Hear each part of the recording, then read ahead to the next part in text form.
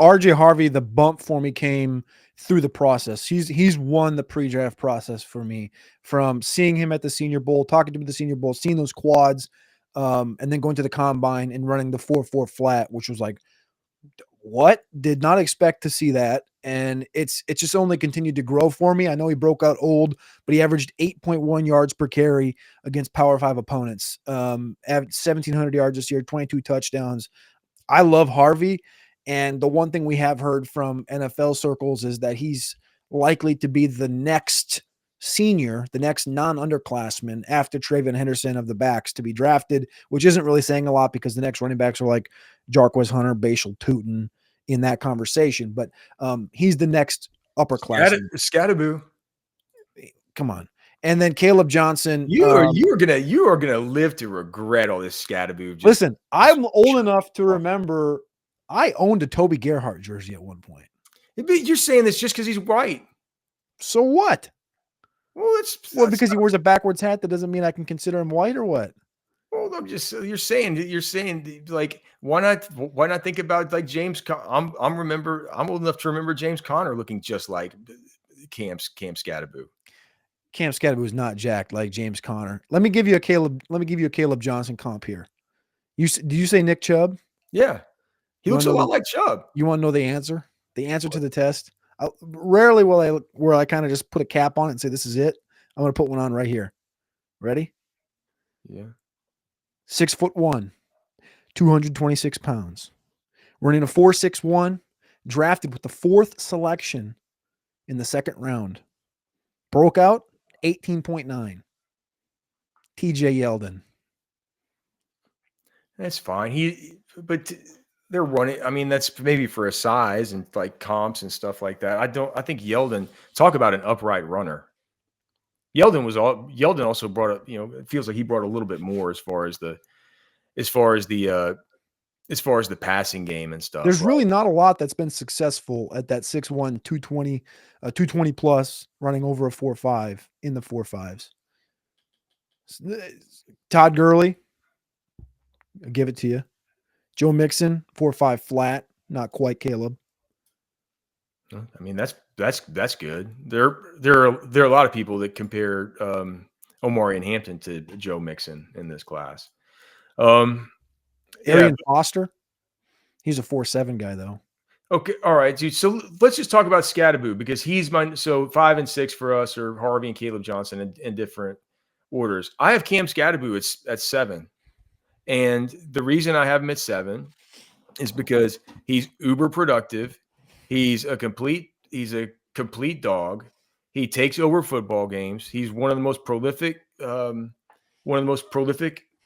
running backs I can remember seeing, as far as one that can just take over football games and help his team win by any way necessary. He's an excellent pass catcher, an excellent route runner, not just a dump off option. They actually use in Dillingham's offense. They actually use him with little choice routes and stuff like this. They use him as an all around ball player. He's impossible to get on the ground.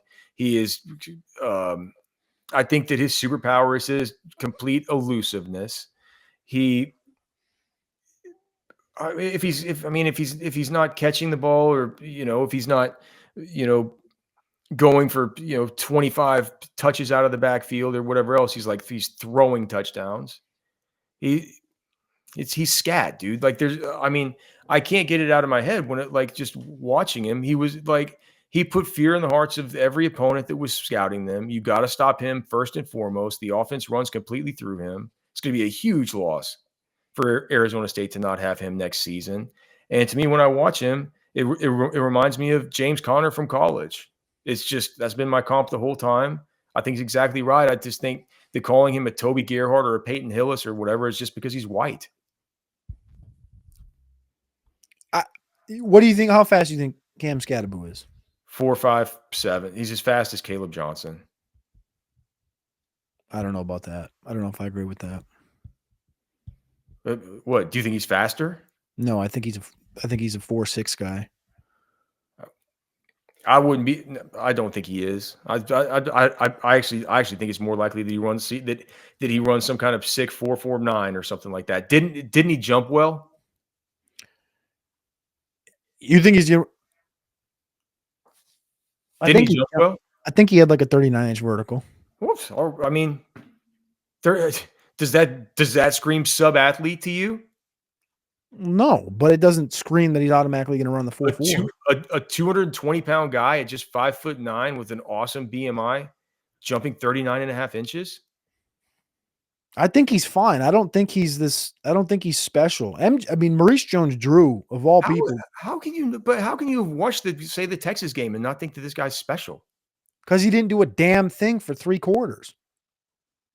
He was sick. He didn't do a damn thing. He had like 100. He had like 80. Gosh, I tweeted it out a long time. It'd take me 5 minutes to find the tweets.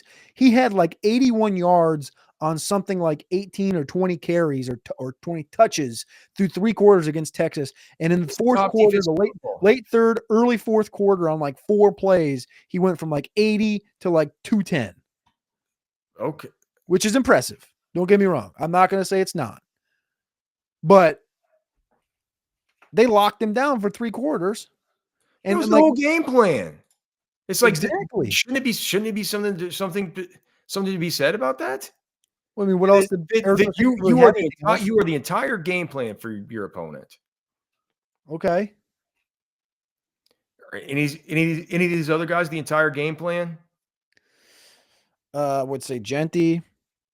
Well, I'm not talking about Genty, Hampton.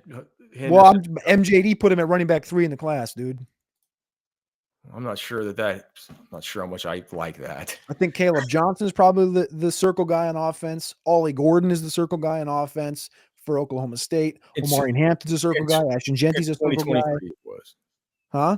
In 2023, Ollie Gordon was. You don't think they still circled him in 2024 with that bastardized roster? Well, I mean, yeah, it's just hard to draw much from Ollie Gordon in 2024 because the whole team was so bad. Well, that's who my next guy is. That's who I have right there at 7. You have Scadaboo at 7. I have Ollie Gordon at 7. I'm holding the line with Ollie Gordon, man. Yeah, I mean, have you given it much thought into what it's like the Luther Burden conversation? Luther Burden and Ollie Gordon come out after 2023. It's almost like their stock is better than it is now. That offensive line was trash.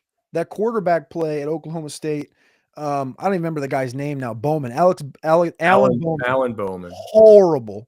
You can't hardly watch a running back tape and not notice how bad the quarterback play is. And Oklahoma State obviously underwhelmed. Their defense wasn't good. Their offensive line wasn't good. And the quarterback play was bottom 5 in the Power 5.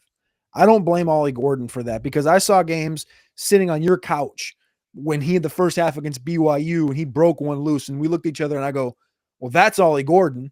And then what did they do in the second half? They went into halftime. That guy had 120 yards on the ground.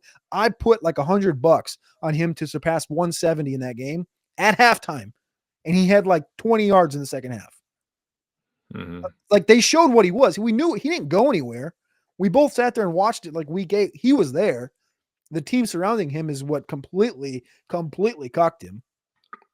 Ollie Gordon is one of these 6'1" guys in that same 226 profile that Cody says cannot be successful if they run in the 4.5s, and he ran a 4.61.